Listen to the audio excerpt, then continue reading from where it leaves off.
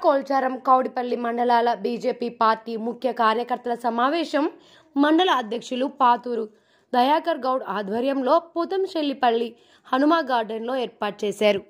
ఈ సమావేశంలో Medak parliament BJP అభ్యర్థి మాధవనేని రఘునందన్ రావు మాట్లాడుతూ టీఆర్ఎస్ అధినేత కేసీఆర్ సూట్ కేసు ఎవరికిస్తే వారికి టికెట్ ఇస్తున్నారని, మెదక్ నుంచి ఉద్యమకారులు ఎవరూ లేరని ప్రశ్నించారు. కాంగ్రెస్ ప్రభుత్వం రాష్ట్రంలో మాత్రమే ఉంటుందని, కేంద్రంలో బీజేపీ ప్రభుత్వం ఉంటుందని, గెలిచే వారికి బలాన్ని ఇస్తూ తోడుగా నిలబడాలని అన్నారు. మునిగే నావలో నుంచి బయటకు రావాలని బీఆర్ఎస్ నేతలకు పిలుపునిచ్చారు. ఆ పార్టీలో ఉన్న వాళ్ళంతా త్వరలో శ్రీకృష్ణ జన్మస్థలం తప్పదని పేర్కొన్నారు. తెలంగాణలో ఉన్న స్థానాలు గెలిచి మోడీకి బహుమతిగా ఇద్దామని, దేశంలో మోడీ ఎన్నో పనులు చేశాడని, అడగకపోయినా ప్రజల కోసం పథకాలు తెచ్చారని వివరించారు. గల్లీలో ఎవరన్నా ఢిల్లీలో మాత్రం మోడీ కావాలని కోరుకుంటున్నారని తెలిపారు. బీఆర్ఎస్ పునాదులు కదిలిపోతున్నాయని ఆయన విమర్శించారు.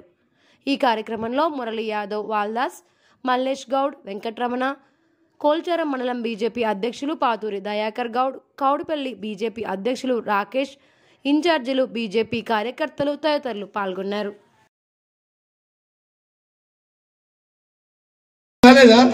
రంగంపేట మండలం కాలేదా? 3 ఏళ్లలో రఘునందన్ అనేటువంటి గెలిచినాక ముఖ్యమంత్రితో కొట్లాడి అక్బర్పేట భూపాల్ అనే మండలం తీసుకుపోయిన రఘునందన్. నేను ప్రతిపక్ష ఎమ్మెల్యేని. మరి నేను 3 ఏళ్లలో ఒక మండలం కావాలని ఒక డిమాండ్ని సాధించుకొని ఒక కొత్త మండలాన్ని నేను ఏర్పాటు చేసుకుంటే, ముఖ్యమంత్రి గారి క్లాస్మేటు చిన్నప్పటి దోస్తు, నేను లేక నీవు లేవు, నీవు లేక నేను లేను, మరేందన్నా రంగంపేట మండలం ఎందుకు కాకపోయా? ఏమని మనం అడిగినామా? ఆయనే చెప్పిండు కదా ఓట్లకు వచ్చినప్పుడు. చెప్పిండా చెప్పలేదు? మీరు అమాయకంగా ఉన్నారు కాబట్టి ఆయన అట్లా చెప్తున్నాడు. చెప్పిండా చెప్పలేదా? అయింది అమర్ రంగంపేట. కేసీఆర్ కుడి జేబుల్లో ఉండే, హరీష్ రావు ఎడమ జేబుల్లో ఉండే. ఎందుకు కాలేదు రంగంపేట మండలం? ఒక్క మండలం కూడా కొత్తది కాలేదా? సిద్దిపేటలో నారాయణరావుపేట అయింది, బాసాయిపేట అయింది, చేగుంటకెళ్ళి సగం ఇచ్చి బాసాయిపేట చేసినాం. మరి అప్పుడు రంగంపేట చేయాలనే ఆలోచన ఎందుకు రాలే మదన్ రెడ్డి గారికి? ఎందుకంటే హల్దీవాగులు ఇసుకెట్లు అమ్ముకోవాలనే పని మీద ఉన్న ధ్యాస నీకు రంగంపేట మండలం చేయాలనే దాని మీద ధ్యాస లేదు. మేము జనం కోసం గెలవలే, మేము కొలిచింది మా కోసం. దేనికోసం? మాది మేమే సంపాదించుకోవాలి, 4 రాళ్ళు వెనకేసుకోవాలి, 400 ఎకరాలు అమ్ముకోవాలి. ఆర్టీఓ జైలుకు వస్తే నాకేంది, జేసీ జైలుకు వస్తే నాకేంది, నేను మంచుకున్నానా? డిసిప్లిన్, ఇండిసిప్లిన్ అనేది పార్టీలో ఎవరు కూడా ఎంకరేజ్ చేయరు, చేయాల్సినటువంటి అవసరం కూడా లేదు. ఎవరైనా సరే పార్టీ నియమావళి కట్టుబడి పనిచేసిన వాళ్ళు పార్టీలు ఉంటారు. నియమావళి కట్టుబడిన వాళ్ళకి తలుపులు తెరిచి ఉంటే ఎవరి ద్వారా వాళ్ళు చూసుకోవచ్చు. భారతీయ జనతా పార్టీ అల్లాటప్పగా ఎదిగి రాలేదు. వీడికి 14 కోట్ల మంది కార్యకర్తల బలంతో ఈ దాకా వచ్చింది భారతీయ జనతా పార్టీ. నరేంద్ర మోడీ గారి నాయకత్వంలో ప్రపంచంలోనే అతిపెద్ద పొలిటికల్ పార్టీగా ఎదిగినటువంటి పార్టీ భారతీయ జనతా పార్టీ.